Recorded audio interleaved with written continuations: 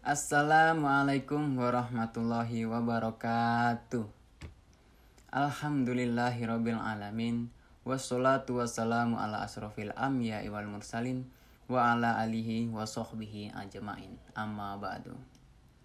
Yang saya hormati Ibu Umi Musyarofah selaku dosen pembimbing saya di mata kuliah hadis, dan tak lupa kepada teman-teman yang berbahagia.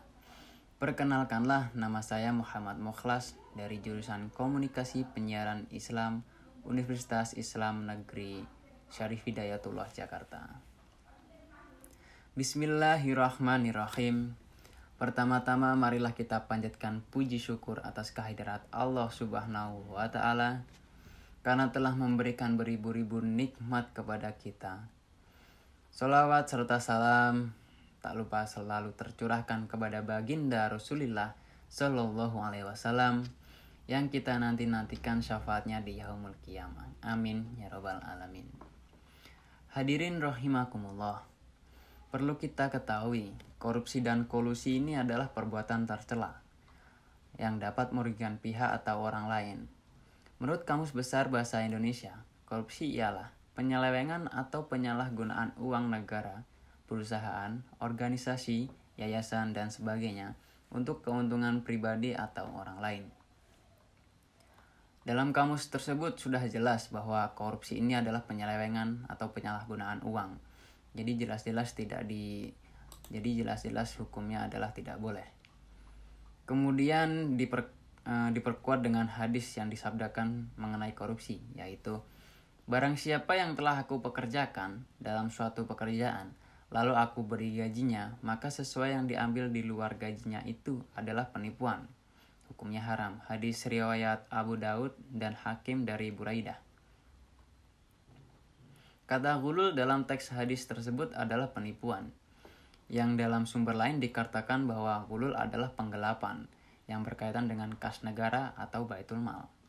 Dalam Quran sendiri terdapat kata wa may yaghlul yang diartikan sebagai perbuatan berkhianat atas harta rampasan perang. Secara umum, korupsi dalam hukum Islam lebih ditunjukkan sebagai tindakan kriminal yang secara prinsip bertentangan dengan moral dan etika keagamaan. Dengan demikian, sanksi pidana atas tindak korupsi ini tidak jelas. Adalah ta'zir. Bentuk hukuman yang diputuskan berdasarkan kebijakan lembaga yang berwenang dalam suatu masyarakat. Jamaah rahimakumullah. Menurut kamus kita akan masuk pada bab kolusi. Menurut Kamus Besar Bahasa Indonesia, kolusi ialah kerjasama yang sifatnya rahasia untuk maksud tidak terpuji atau bisa disebut dengan sekongkol. Seperti contoh, seorang hakim berkolusi dengan pihak-pihak berperkara supaya perkaranya diringankan. Dalam riwayat Ahmad, Abu Daud, Tirmizi, dan Ibnu Majah dari Ibnu Umar, Allah melaknat orang yang menyuap dan memberi suap. Menyuap dalam masalah hukum adalah memberikan sesuatu, baik berupa uang maupun lainnya, kepada penegak hukum agar terlepas dari ancaman atau mendapat hukuman ringan. Perbuatan tersebut sangat dilarang dalam Islam dan disepakati oleh para ulama sebagai perbuatan haram.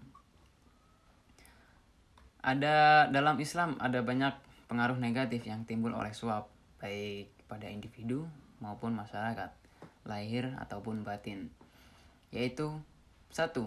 Pegawai yang terbiasa menerima suap, ketika tidak diberi suap atau uang tambahan akan malas dan tidak mau mengerjakan tugasnya. Ini sangat berbahaya, teman-teman. Jadi janganlah kita membiasakan jika kita ingin sesuatu kita harus memberi terlebih dahulu atau memberi iming-imingan di belakangnya. Yang kedua, jika terkait urusan birokrasi, misalnya camat atau polisi dalam pengurusan KTP dan SIM. Nah, ini yang biasa kita hadapi ya setiap di masyarakat kita.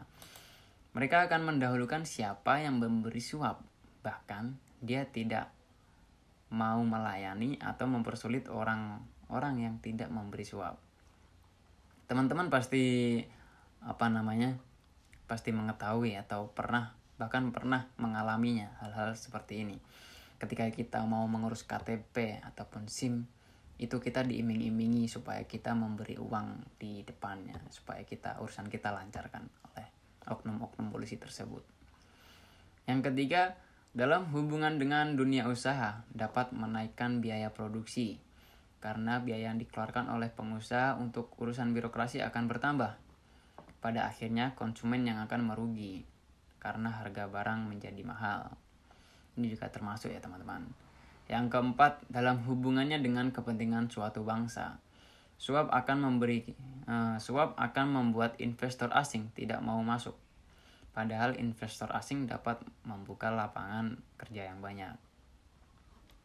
Dalam hadis lain juga diutarakan dari Abu Ya'la Ma'khol Ibnu Yasir berkata, "Aku mendengar Rasulullah Shallallahu Alaihi Wasallam bersabda, seorang hamba yang dianugerahi jabatan kepemimpinan, lalu dia menipu rakyatnya, maka Allah mengharamkan surga baginya." Hadis riwayat Bukhari dan Muslim. Di sini jelas ya bahwa kolusi ini tidak dibenarkan dalam Islam. Kolusi ini terjadi karena beberapa faktor seperti lemahnya keyakinan dan minimnya pengetahuan agama. Semoga kita dijauhkan dari sifat-sifat tercela tersebut. Amin. Demikian ceramah yang dapat saya sampaikan. Semoga dapat bermanfaat bagi kita semua. Lebih dan kurangnya saya mohon maaf, lebihnya hanya datang dari Allah dan kekurangan semata-mata karena saya. Akhirul kalam, wabillahi taufik wal hidayah, waridho wal inayah. Wassalamualaikum warahmatullahi wabarakatuh.